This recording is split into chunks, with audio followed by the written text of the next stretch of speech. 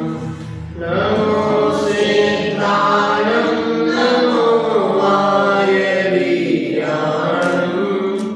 नमो वज्रायाणं नमो लोये सहस्राणं मंगलं भगवान् वीरो मंगलं गौतमो गणी मंगलं कुन्दकुन्दाद्यो जैन धर्मोऽस्तु मंगलम् सर्वमङ्गलमाङ्गल्यं सर्वकल्याणकारकं प्रधानं सर्वधर्माणां जैनं जयतु शासनम् जैनं जयतु शासनम् ईश सुरासुरमणिसेव्य वन्दितं दोगगायिकं ममं प्रणमामि वर्धमानं तीर्थं धम्मस्य कर्तारम्।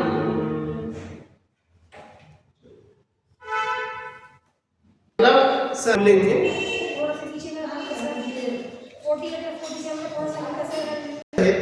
संपूर्ण पदार्थों को जानने की सहज प्रक्रिया यह है कि संपूर्ण पदार्थ अपने अपने गुण पर्यायों सहित केवल ज्ञानी आत्मा के केवल ज्ञान में एक साथ है। क्या बोला? संपूर्ण पदार्थ एक साथ। हाँ, कि सारे पदार्थ जो है वो तो उस केवली भगवान के ज्ञान में झलक रहे, बने हुए हैं, दिख रहे हैं, ठीक है, झलक रहे हैं, प्रतिबिंबित होते हैं, ज्ञात होते हैं, जाने जाते हैं। इससे ये सहज ही सिद्ध होता है कि जिस केवल ज्ञानी पुरुष ने अपनी केवल ज्ञान पर्याय को जाना, उसके ज्ञान में केवल ज्ञान में प्रतिबिंबित पदार्थ भी सहज भाव से जाने ही रहे हैं। अतः यह कहना उचित ही है कि जो व्यक्ति संपूर्ण गुण पर्यायों सहित स्वयं को जानता है वह सभी पदार्थों को गुण पर्यायों सहित जानता ही है, और जो व्यक्ति स्वयं को संपूर्ण गुण पर्यायों सहित नहीं जानता वह अन्य सभी पदार्थों को भी जान नहीं सकता। देखो समझ में आया इसका मतलब? पूरी गाथा टीका का पूरा ये भाव यहाँ पर अच्छे से समझा दिया कि सभी पदार्थों का स्वभाव है ज्ञान में झलकना, उनका स्वभाव है, वो किसी ना किसी ज्ञान के विषय बनेंगे ही बनेंगे। अब पदार्थ मतलब सिर्फ जो अपने वर्तमान में द्रव्य वो नहीं, उनकी भूत पर्याय भविष्य पर्याय उन सब की भी बात है ना। तो वे सब जो ज्ञान के विषय में आएंगे तो ज्ञान वो किसका होगा? हाँ, आपका तो होगा, केवली का होगा, ठीक है। अब केवली अपनी आत्मा को जानते हैं, ये बात भी निश्चित है, क्योंकि आत्मा को जाने बिना फिर भगवान को न जाने, तो वे अपनी आत्मा को जान रहे हैं और उस आत्मा में ही वे अनंत पदार्थ झलक रहे हैं, तो वो निश्चित ही उन अनंत पदार्थों को जानते ही जानते हैं, उन्हें जाने बिना नहीं रह सकते, ऐसा नियम है। हाँ, तीन लोग तीन काल को बराबर जानते ही जानते हैं, नियम है ये बात, इसमें कोई फेरबदल मन से अंदाजे से हम ऐसा नहीं कह सकते, ठीक है। ये तो इस तरह से गाथा हमने पढ़ी थी, गाथा 49। अब आगे देखो, जो सबको नहीं जानता वह सर्व पर्यायों सहित स्वयं को भी नहीं जान सकता, और जो स्वयं को नहीं जानता वह सर्व गुण पर्यायों सहित पर को भी नहीं जान सकता। मतलब दोनों ही बातें एक दूसरे से जुड़ी हुई हैं, एक होगा तो दूसरा होगा, एक नहीं होगा तो दूसरा भी नहीं होगा। चौथे गुण स्थान में अपने उधर जान सकता है, हाँ, सर्व गुण नहीं जान सकता, बिल्कुल सही बात है। तो यहाँ पर ये चर्चा हमने इसकी भी की थी। आप आए थे क्या जो बुधवार को, पिछले बुधवार को आए थे आप? मैं नहीं आया, आप नहीं आए होंगे।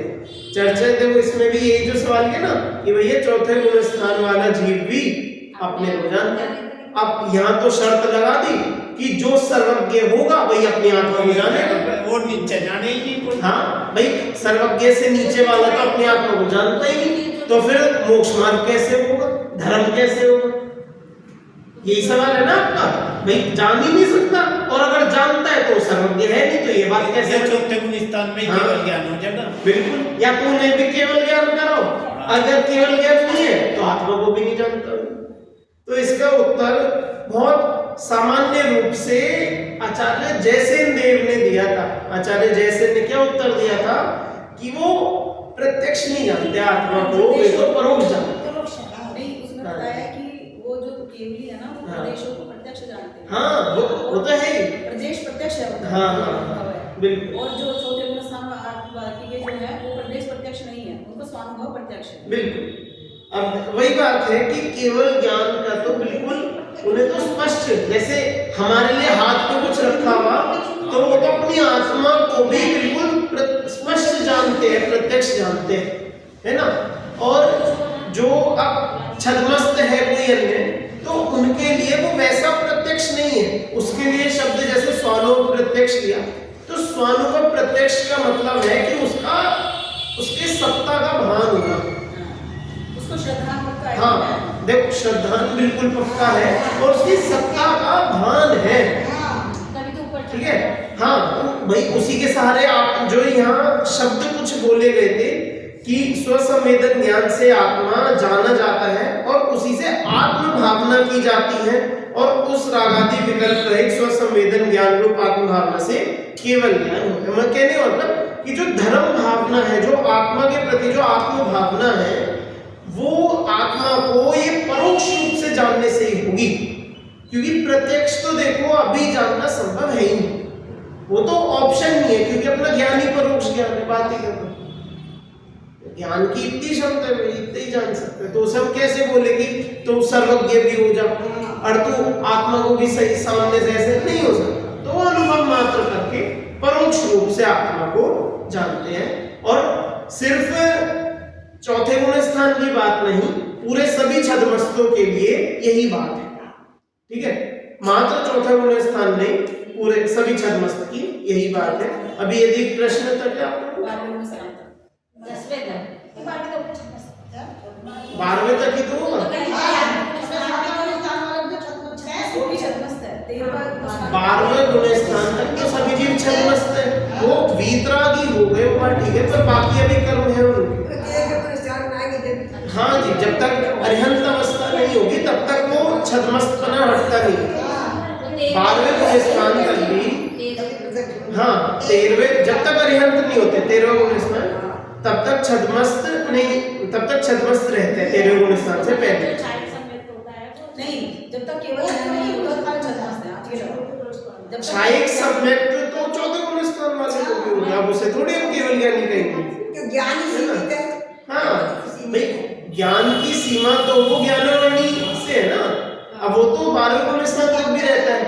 और आप सोचो, देखो इसमें भी हम ये सोचो, जैसे जो उपशम हुआ, जैसे 5 भाव है ना अपने, उपशम 6 उपशम, तो अपने धर्म मार्ग में आगे बढ़ने के लिए मात्र मोहिनीय का इधर उधर होना काफी है।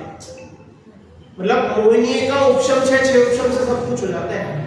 आप ज्ञान में कुछ नहीं कर सकते, कितने ही कमजोर क्यों ना हो, ज्ञान अवर्णी का कितना ही तीव्र उदय, मतलब उदय ज्यादा और क्षय कम, उपशम कम, मतलब आवरण ज्यादा हो, किसी जीव का हमसे भी ज्यादा भारी ज्ञान अवर्णी का उदय हो, और वो भी 12वें गुण स्थान में, तो क्या उससे तो संबंध नहीं है ना। जितना आवश्यक है बस उतना ज्ञान चाहिए, जितना वो 5 लब्धि होने लायक जितना ज्ञान होना चाहिए उतना बहुत, समझ में है? ज्ञान का उससे संबंध नहीं है। और 12वें से मतलब छद्मस्त से जब वो खत्म हुआ, जब सारे कर्मों का आवरण था, फिर तो है ही केवल ज्ञान। फिर तो सभी का ज्ञान, पहले क्या थे, पहले चाहे श्रीभूति मुनिराज, फिर चाहे गौतम गणना, इनको अल्पज्ञ भी कहा है। हाँ। इनको अल्पज्ञ भी कहा। हाँ, भाई छद्मस्त के अल्पज्ञ केवली की अपेक्षा ही अल्पज्ञ है, क्योंकि भाई उनके जितना तो जान नहीं सकते हैं, ना जानते हैं। हाँ, है ना। तो इस हिसाब से मतलब इस समय यही समझना चाहिए, छद्मस्त तो वो है, लेकिन वो छद्मस्त का भी रोल उसमें उतना नहीं है। छद्मस्त है ठीक है, अभी ठीक है अपना वर्णन अभी क्योंकि केवल ज्ञान का ही है तो उस हिसाब से हम उन्हें अल्पज्ञ भी कहेंगे, छद्मस्त कहेंगे ना ऐसा। लेकिन ठीक है अगर अच्छे से हम सोचे तो सभी के लिए वही बात है, इसमें कोई बुरा मानना भले मानना या अच्छा बुरा मानना वो इसमें अब बात नहीं है। हाँ बिल्कुल एक बात से तो ज्ञानी है ही, वो तो है ही बिल्कुल बिल्कुल है ना। चल वैसे ज्ञान कैसे, हाँ ठीक है, हाँ ठीक है वो ठीक है अज्ञान ठीक है, अज्ञान क्या है सही, ठीक है सही हाँ चल हाँ। अब हम आगे बढ़ते हैं तो ये प्रश्न क्रमांक 78 पर ही नीचे वो मतलब सम्यक ज्ञान नहीं, केवल ज्ञान और सम्यक ज्ञान वाला जो बता रहे हैं ना वो तो है ही। अब भी सवाल है आप पूछो, देखो कोई नहीं हम चर्चा ही कर रहे हैं, चर्चा खूब करो चर्चा, पूछो आप सवाल है ना पूछो, आप आराम से पूछो यदि है तो पूछो कोई बात नहीं। हाँ हाँ देखो हो सकता है मुझसे पूछो कोई बात नहीं। जो 21 प्रकृतियां वो जो नष्ट करते हैं जब तो दबाते हैं वो देखो कौन किसकी बात चल रही है? पूरा 6 कर दिया, श्रुत ज्ञानावरण का पूरा 6 कर दिया, कुछ ऐसा हो तो हम उस संबंध में कहें नहीं ज्ञान तो भाई जितना है उतना ही है ना, वो रहेगा। जब तक केवल ज्ञान नहीं होगा तब तक सब छद्मस्त है, सब बराबर ज्ञान उनकी केवली की अपेक्षा सब छद्मस्त है एक तरफ से। श्रेणी आरोहण हो वो भी चारित्रगत है, मतलब चारित्र गुण की ही पर्याय है, मोहनीय कर्म का ही उसमें उपशम 6 उपशम जो भी उपशम श्रेणी उपशम होगा, छपक श्रेणी हो 6 होगा, जो भी होगा उनके अनुसार वैसे ही होगा। चल ख्याल अभी का है, ख्याल सभी को है ना, सबको ठीक से आए। चल अब हम आगे बढ़ते हैं अगली 2 गाथाओं पे, बहुत सामान्य गाथाएं हैं, बस यहाँ पर अब वापस से केवल ज्ञान की महिमा और अज्ञान की उल्लंघना कर रहे हैं। इतनी ही चर्चा आएगी, बहुत यहाँ पर वैसी कुछ टेक्निकल चर्चा नहीं, कोई तार्किक चर्चा नहीं, बस सामान्य तथ्य रूप चर्चा है। ठीक है, विगत गाथाओं में यह स्पष्ट करने के उपरांत अब इन गाथाओं में यह बताते हैं कि क्रम से जानने वाला ज्ञान नित्य, क्षय और सर्वगत नहीं होता। ठीक है, किंतु जिनदेव का नित्य रहने वाला क्षय ज्ञान सभी को अक्रम मतलब युगपत, अक्रम मतलब साथ में से जानता है, इसलिए सर्वगत है। बहुत सामान्य उत्थानिका कि वही बता रहे वापस से कि जो छद्मस्त जीव है वो क्रम से जानेगा, तो इसलिए ना तो वह हमेशा जान सकता, नित्य नहीं जानता, क्षायिक रूप नहीं होता उसका ज्ञान और सर्वगत भी नहीं होता। और जबकि जो ये जिनदेव का मतलब जो क्षायिक ज्ञान है वह अक्रम से जानता है, इसलिए वह क्षायिक भी है, नित्य भी है और सर्वगत भी है। समझ में आया ना, मतलब यहाँ पर क्रम अक्रम की बात से कर रहे हैं कि ज्ञान क्रम से जानता है अथवा अक्रम से, इसकी अपेक्षा उसकी उल्हाना या फिर उसकी मतलब उसकी तारीफ कह लो, उसका अच्छा उसे गुण ही बता रहे। ठीक है, देखो अभी गाथा और पद्यानुवाद में पढ़ते हैं। उपज्जति जदि नाणम कमसो अट्ठे पडुच्चनानिस तमनेव हवदिनिच्चम न खाइगम नेव सर्वगदम तिक्कालनिच्च विषमम् सयलं सवत्थ संभवं चित्तम् जुगवं जानति जोन्नम् अहो निनानस्य माहप्पम् तदार्थिका विलम्बने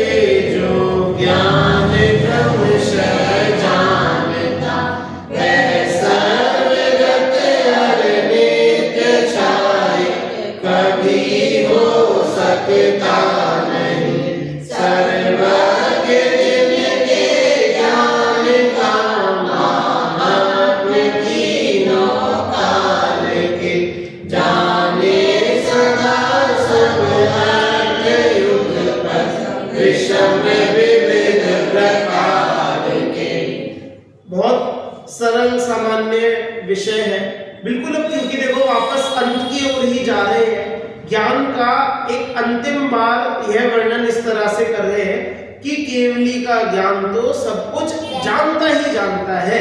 अभी क्योंकि पीछे हमने कितनी तरीके से हमने ज्ञान के बारे में पढ़ा कि ज्ञान ऐसा है इसलिए महान है, केवली का ज्ञान ऐसा होता है इसलिए अच्छा है, और हमारा छद्मस्त ज्ञान होता है, अक्रम से जानता है, बाधा सहित जानता है, थोड़ा थोड़ा जानता है, और जान के याद रहे तो रहे, ना रहे ना रहे, है ना। तो इतनी सब बातों के बाद यही सिद्ध अंत में एक वापस निष्कर्ष निकाल दिया कि क्योंकि अपना ज्ञान क्रम से जानने वाला है तो इसलिए वह थोड़ा जानता है, लिप्त नहीं, मतलब अलिप्त है वह ज्ञान, क्षायिक नहीं है और सर्वगत नहीं। और जो क्षायिक ज्ञान है मतलब जो केवली का ज्ञान है वह नित्य भी है और सर्वगत भी है। यहाँ पर ऐसा कह रहे हैं। देखो, यदि ज्ञानी का ज्ञान पदार्थों का अवलंबन लेकर क्रमशः उत्पन्न होता हो तो वह ज्ञान नित्य नहीं है। क्या बोला? अवलंबन, किसी पदार्थ का अवलंबन लेने के। कि देखो अब इस बात से इसको कह रहे हैं कि ज्ञान जब किसी पदार्थ को जानता है तो उसका अवलंबन लेकर जानता है।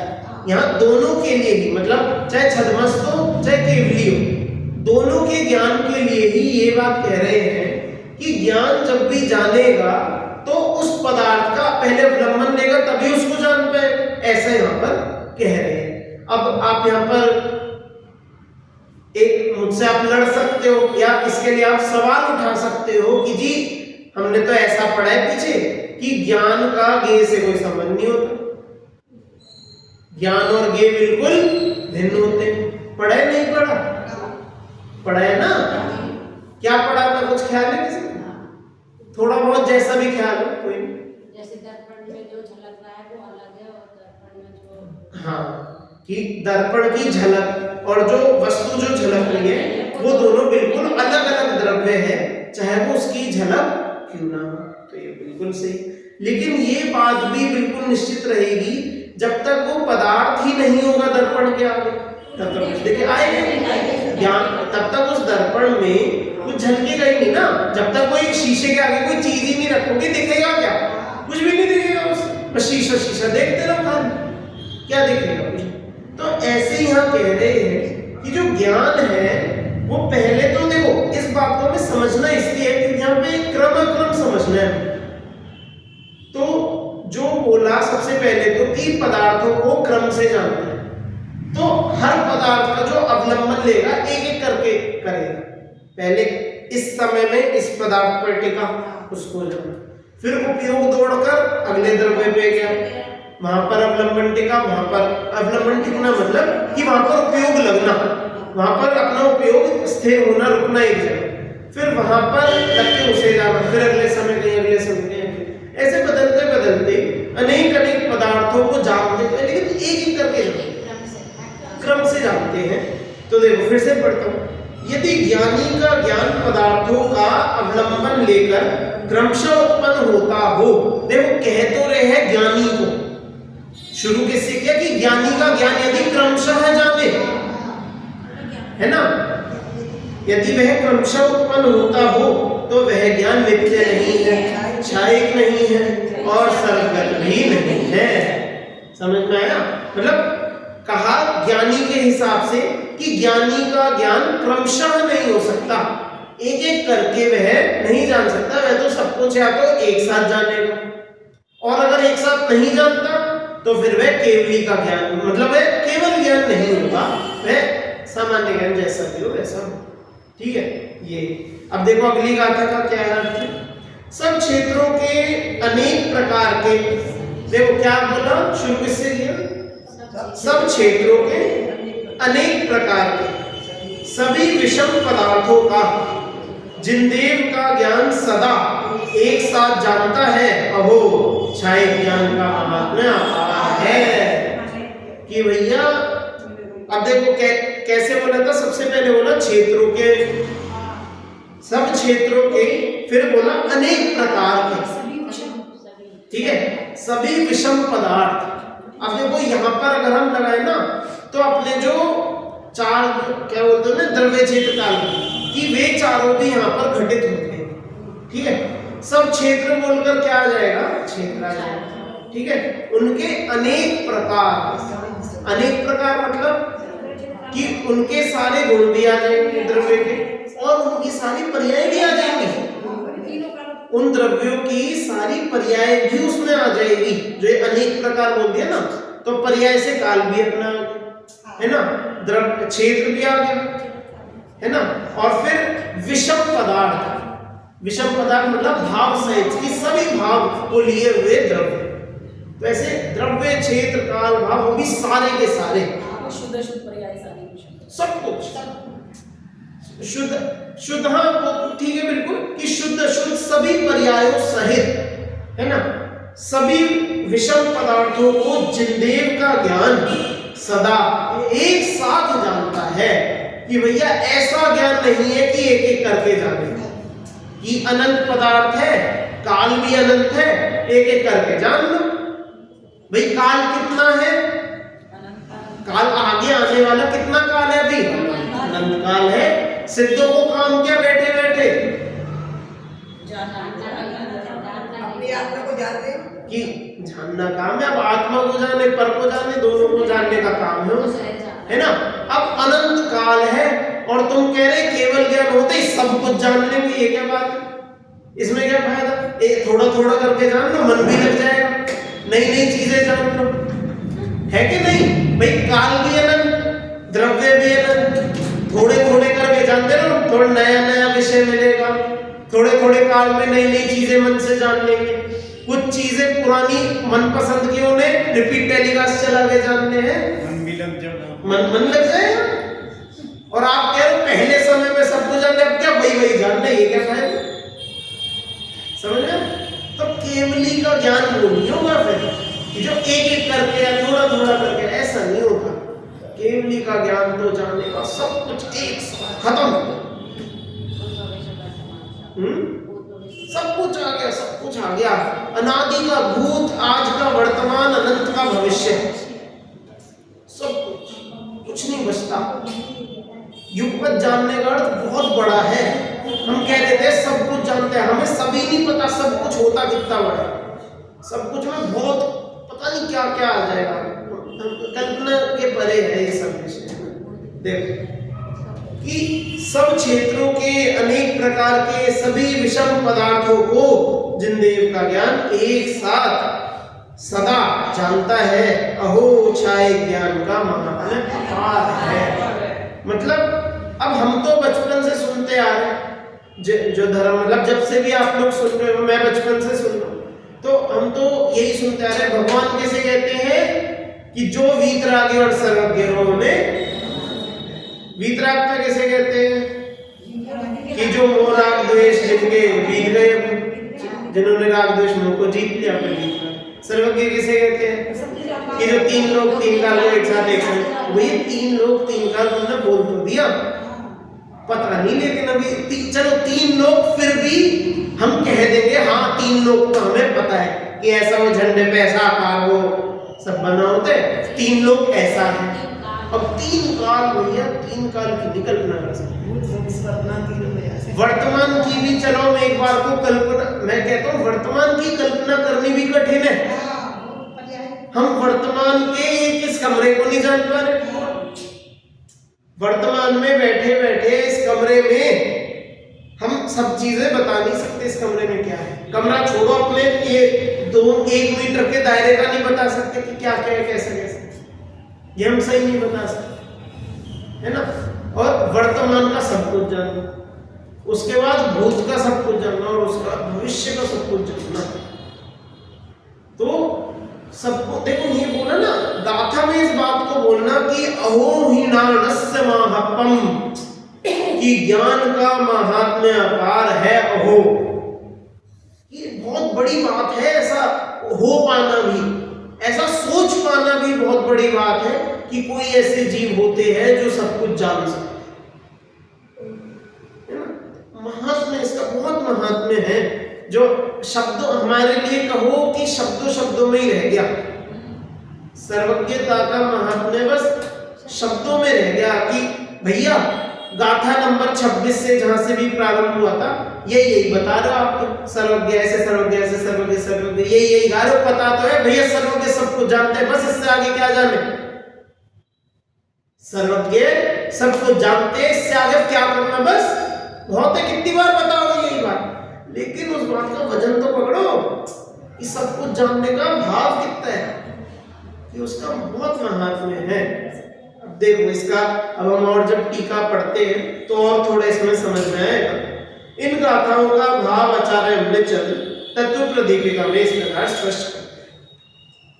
जो ज्ञान क्रमशः एक एक पदार्थ का अवलंबन लेकर प्रवृत्ति करता है, अभी तो उसकी बता रहे जो एक एक क्रमशः जानता है, जो एक साथ नहीं जानता, छद्मस्त की तरह का जो ज्ञान क्रमशः एक एक पदार्थ का अवलंबन लेकर प्रवृत्ति करता है, वह ज्ञान एक पदार्थ के अवलंबन से उत्पन्न होकर दूसरे पदार्थ के अवलंबन से नष्ट हो जाने से नित्य नहीं होता।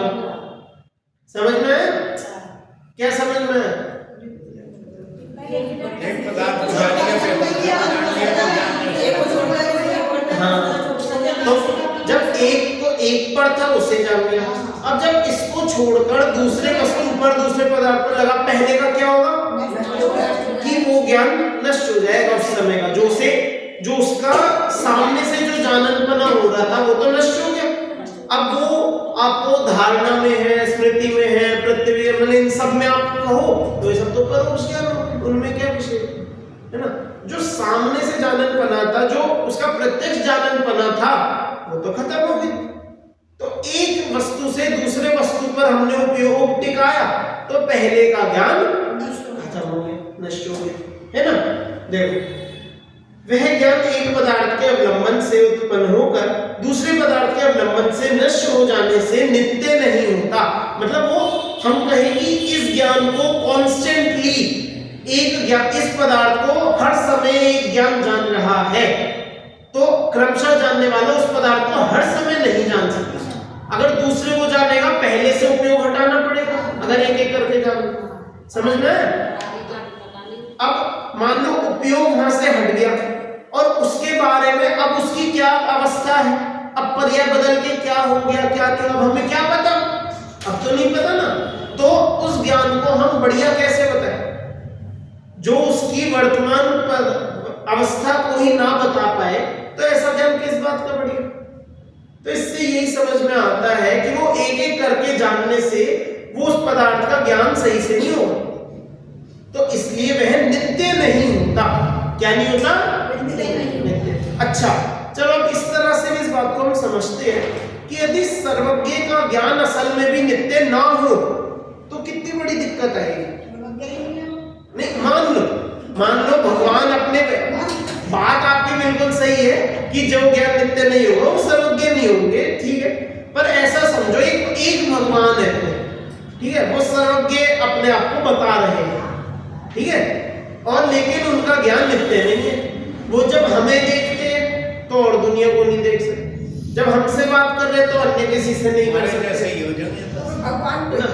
पर शक्ति उनमें मान लो है कि हाँ भैया तीन लोग को जानने वाले हैं, दुनिया में जो कुछ जानना चाहते हैं उसे जान सकते हैं, मान लो ऐसा उनमें शक्ति है, मान लिया। नहीं, शक्ति मतलब जैसे अब बताओ कि पहले स्वर्ग में कितने देव है, बताओ गिनती।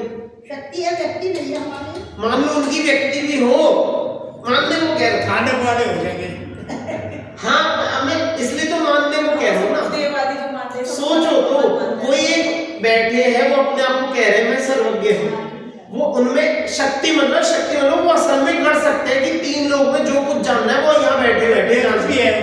उनकी हाँ। शक्ति व्यक्त भी है, हाँ व्यक्त भी है, ऐसा है ना। अब हम उनसे पूछे कि भैया बताओ वहाँ क्या चल रहा है, वो बोले यहाँ पर ऐसा ऐसा चल रहा है, ठीक है, फिर हम उनके कहे अनुसार कुछ करना चाहे, हम गए इतने में बात बदल गई। अब फिर क्या हो, हम उनसे आगे पूछे तो बोलेंगे भैया तुमने तो तब पूछा था, हमने तब की बता दी, अब तो बदल गया, तुम मुझसे बाद में पूछो तो हमको वो अलग बता दे। मतलब एक वस्तु को भी नित्य यदि वो नहीं जान पा रहे तो भैया उनका ज्ञान फिर सही नहीं होगा। उनकी बताई हुई बात भी सही नहीं होगी, वो जो कहेंगे वो गलत ही होगा। वस्तु को नित्य जानने का ये लॉजिक है कि यदि नित्य नहीं, हर समय उस वस्तु को नहीं जान रहे तो वस्तु का सही स्वरूप नहीं बता सकते। समझ में आया? तो इसलिए नित्यता पर इसलिए यहाँ पर थोड़ा ऐसे बल दिया है। अब देखो आगे दूसरा पॉइंट लिया यहाँ पर, कर्मोदय के कारण एक व्यक्तिता को प्राप्त करके फिर अन्य व्यक्तिता को प्राप्त करता है, इसलिए क्षायिक नहीं होता हुआ अनंत द्रव्य क्षेत्र काल भाव को प्राप्त होने से में असमर्थ होने से सर्वगत नहीं है। अब ये दो बात मतलब दोनों कर दिए यहाँ पर, क्षायिक नहीं है ये भी समझाते और सर्वगत नहीं है ये भी बताते हैं। देखो क्षायिक का क्या होगा, कर्मोदय के कारण एक व्यक्तिता को प्राप्त करके फिर अन्य व्यक्तिता को प्राप्त करता है। अब जो वो व्यक्ति बैठा था, जो अपने आप को भगवान बता रहा था, सर्वज्ञ बता रहा था, वो एक साथ सबको क्यों नहीं जान पा रहा? कुछ तो कारण होगा कि भैया अभी कर्मों का उदय होगा, उसके कर्मों का भी ऐसा उदय होगा, एक बार में एक ही जान पा। अब भाई जब उसके भी कर्मों को उदय, हमारे भी कर्मों को, फिर क्या बात करूं भैया, उसने तो अपने कर्मों का ही क्षय नहीं किया, ऐसा क्या खास कर दिया? फिर तो नहीं है ना, फिर तो कुछ काम का नहीं है, फिर तो वो भी हमारे जैसा। तो इसलिए वह क्षायिक नहीं है और क्षायिक होना भी बहुत जरूरी है। यदि केवली भगवान का ज्ञान क्षायिक ना हो तो इसका मतलब कर्म उन पे वापस आ सकते हैं। कर्म हो सकता है अब भी उन पर हो, सही पता नहीं पता, सब कुछ जानते हैं नहीं जानते, बहुत सारे सवाल बन रहे। उनकी जो सर्वज्ञता की जो वो है कसौटी है वो खराब हो गई है ना। तो इसलिए नित्य होना जरूरी है और इसलिए ही क्षायिक होना भी बिल्कुल जरूरी है। ठीक है, देखो तीसरा, अनंत द्रव्य क्षेत्र काल भाव को प्राप्त होने में असमर्थ है। अब भैया तुम साथ में कुछ नहीं जान पा रहे, कर्मों का उदय तुम्हारे है, तो भैया क्या बात के जान रहे, तुम क्या जान रहे हो? थोड़ा थोड़ा हम भी जान रहे, तुम भी जान रहे, खास तो वो द्रव्य क्षेत्र काल भाव को एक साथ नहीं जान सकते, सर्व द्रव्य क्षेत्र काल भाव को एक साथ नहीं जान सकते, इसलिए वे सर्वगत भी नहीं। अब क्या न्याय है सभी में? देखो आगे आप देखो, वस्तुतः सर्वोत्कृष्टता का स्थानभूत चाहे ज्ञान उत्कृष्ट महिमा बनते हैं। बहुत भारी भारी शब्द बोल दिए, लेकिन बोला क्या?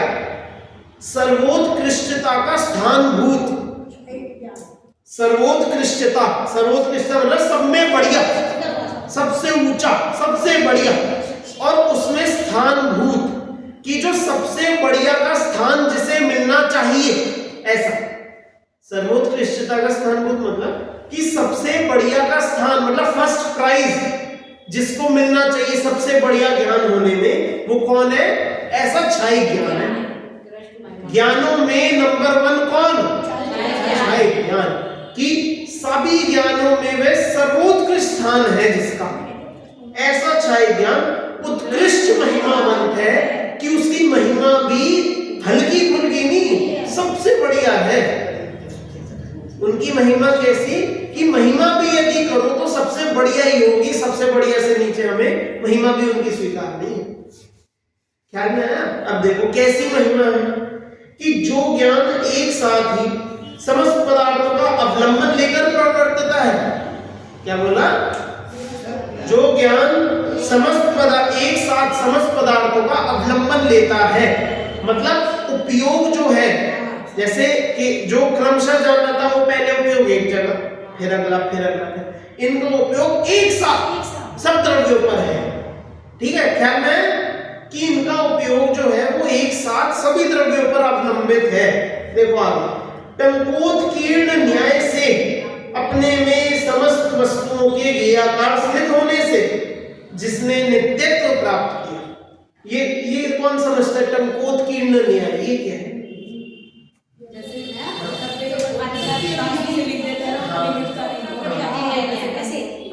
ऐसे क्या कुछ क्या है? हाँ बिल्कुल ठीक। देखो टंकोत्कीर्ण न्याय जैसा बताया कि जैसे उदाहरण ये, जैसे पत्थर पर खींची हुई गहरी जो लकीर है वो मिटेगी नहीं। पत्थर की लकीर सबने सुना है, उदाहरण है एक पंक्ति सबने सुनी है। पत्थर की लकीर का मतलब है एक बार जो हो गया उसे कोई बदल नहीं सकता, उसे कहते हैं पत्थर की लकीर। तो केवली भगवान के ज्ञान में जो झलक गया वो पत्थर की लकीर है। वो इस तरह से वह टंकोत्कीर्ण, मतलब एक एक जो ज्ञान की एक एक पर्याय में, जो उस एक पर्याय में सारी ही अन्य द्रव्यों के पर्याय जो खचित है, ऐसी की ऐसी है, तो वो सब कुछ जान रहे हैं। या कहना चाह रहे कि उस एक ज्ञान की, उस एक समय के एक पर्याय में भी पूरे तीन लोक तीन काल सब कुछ आ रहे हैं। और कैसे आ रहे हैं कि बिल्कुल टंकोत्कीर्ण न्याय से, मतलब बिल्कुल जैसे का तैसा ऐसे का वैसा, कि ना तो कभी बदल सकता था, ना आज बदल सकता है, ना कभी बदल पाएगा, बिल्कुल सख्त आएगा, बिल्कुल वैसा ही आएगा। इसका नाम टंकोत्कीर्ण है ना। तो इससे, इस न्याय से अपने में समस्त वस्तुओं के ज्ञेयाकार स्थित होने से जिसने नित्यत्व प्राप्त किया, कि इस कारण से हम कहेंगे हाँ भैया वो सबको नित्य रूप से जान रहे हैं, हर पदार्थ को हर समय जान ही जान रहे हैं। हमसे जब भी जो चीज पूछेंगे वो उस वस्तु का बिल्कुल सही ज्ञान देंगे, बिल्कुल सही सही बात बताएंगे। समझ में है ना। जब एक वस्तु को हर समय जान रहे हैं, उसका सब कुछ जान रहे हैं, तो हमें बिल्कुल सही बताएंगे नहीं बताएंगे? सही बताएंगे। और समस्त व्यक्तिता को प्राप्त कर लेने से जिसने स्वभाव प्रकाशक शायिक भाव प्रकट किया है, कि अब क्योंकि समस्त व्यक्तिता मतलब कर्मों का पूरा क्षय हो, गुण का जो पूरा जो व्यक्तिता होनी थी, अपने जो आत्मिक गुणों की जो पूर्ण रूप से प्रकटता हो गई है, तो उससे क्या हो कि स्वभाव प्रकाशक क्षायिक भाव प्रकट होगा। क्षायिक भाव, स्वभाव प्रकाशक मतलब कि जो जिससे अपने स्वभाव को प्रत्यक्ष जान सके, ऐसा क्षायिक भाव प्रकट होगा। वह ज्ञान विषम रहने वाले अर्थात असमान जाति रूप से परिणमित होने वाले और अनंत प्रकारों के कारण विचित्रता को प्राप्त संपूर्ण पदार्थों के समूह को त्रिकाल में सदा जानते हुए। कितनी सारी बातें बोली, लेकिन सबका सार क्या है कि जो सब कुछ जानते हैं, कि जैसा भी द्रव्य हो, जो भी पर्याय हो, जैसा भी गुण हो, कुछ भी हो, उनके ज्ञान में तो सम हो विषम हो, ऐसा हो वैसा हो, जो हो जैसा हो, सब कुछ उनके ज्ञान में आएगा ही आएगा, हर समय आएगा। फिर से एक बार देखो, फिर से पढ़ देता हूं, ये जो है ना, वह ज्ञान विषम रहने वाले अर्थात असमान जाति रूप से परिणमित होने वाले और अनंत प्रकारों के कारण विचित्रता को प्राप्त संपूर्ण पदार्थों के समूह को त्रिकाल में सदा जानते हुए, कि पूरे त्रिकाल मतलब त्रिकाल को लेकर सब पदार्थों को जानेंगे, सब पदार्थ की सभी पर्यायों को जानेंगे, और खुद की भी अब जितनी पर्याय होनी है उन सब में उन सब पदार्थों को जानेंगे। समझ में कि सारी पर्यायों को भी जान रहे हैं और खुद भी उन सबको जानते रहेंगे। देखो, अक्रम से अनंत द्रव्य क्षेत्र काल भाव को प्राप्त होने से जिसने अद्भुत महात्म्य प्रकट किया, ऐसा सर्वगत है कि अक्रम से मतलब एक साथ सबको जान रहे हैं। इसका नाम है कि वे सर्वगत है, कुछ नहीं बचा, खत्म। अब देखो अंत में, अब पीछे भी हम ये पढ़ चुके हैं कि और अधिक विस्तार कितना करे, कितना समझाए, बस अब बहुत है, जितना समझाया उतने में समझ लो कि भैया केवल ज्ञान ही एकमात्र ज्ञान है जो किससे प्राप्त होगा। इसका उत्तर किसी को नहीं पता। ये केवल ज्ञान किससे प्राप्त होगा? आत्मा का वो शब्द सही है, बस एक वो शब्द मैं पूछ रहा हूँ, मैं वो एक शब्द पूछ रहा हूँ, जो पिछला अधिकार था क्या था? अरे क्षय ज्ञान ही तो केवल ज्ञान है, वो मिलेगा किससे? हाँ, मतलब अपने को जाने को, शुद्धोपयोग। जब ये ग्रंथ शुरू हुआ था तब क्या पढ़ा था अपन ने? कि भैया जो ये भगवान की शरण लेनी है, भगवान जैसा बनना है, तो उसका एकमात्र मार्ग है शुद्धोपयोग, है ना। और शुद्धोपयोग क्यों करना? कि बेटा शुद्धोपयोग करोगे तो केवल ज्ञान मिलेगा। क्या क्या है केवल ज्ञान? कि ये है केवल, ये पूरे जो 26वीं गाथा से यहाँ तक पढ़ा, ये है केवल ज्ञान। ये तुम्हें भी मिल सकता है, हमें भी मिल सकता है, हम सबको मिल सकता है। कैसे? वो शुद्धोपयोग करो। अब शुद्धोपयोग करने के लिए क्या लाना है सामान? कहाँ दुकान लगानी है? क्या करना है? कि कुछ नहीं करना। कुछ ये केवल ज्ञान की कमाई करने के लिए कुछ इन्वेस्टमेंट नहीं, सब कुछ अपने पास। वो जो कहते हैं ना, दादा जो कहते हैं कि भैया चाय बनानी है, चाय बनाना कितना सरल, कि जी बहुत सरल है, सबको आती है। कि भैया आत्मा को जानना तो चाय बनाने से भी सरल है। अरे हमें तो नहीं दिखी आती। तो बात वही है तो अपने ही पास रॉ मटेरियल सारा जो चाहिए आपको, चाय पत्ती, दूध, चीनी, पानी, गैस, लकड़ी, जो भी अग्नि, सब कुछ, जो बर्तन, छन्नी, इतनी सारी चीजें चाहिए 10-11। उसके बिना चाय मान लो बना भी लो, अच्छी नहीं बनेगी। एक आध चीज कम हो, अच्छी नहीं लगेगी। अग्नि ना हो तो कैसे बने? दूध ना हो तो काली चाय सब नहीं पीते, चाय की पत्ती ना हो तो दूध पानी रह जाए। बहुत सारी बातें हैं कि चाय बन जाती है, कोई बड़ी बात नहीं, लेकिन उसमें भी सामान जुटाने की आवश्यकता है। आत्मा को जानने में तो कुछ चाहिए नहीं, जो चाहिए था वो है, बस तुम तो शुरू करो, बस उसको जानना है, बस जानना है, बस उसमें उपयोग हासिल करना है। आगे इसकी भी ये कैसे प्राप्त होगा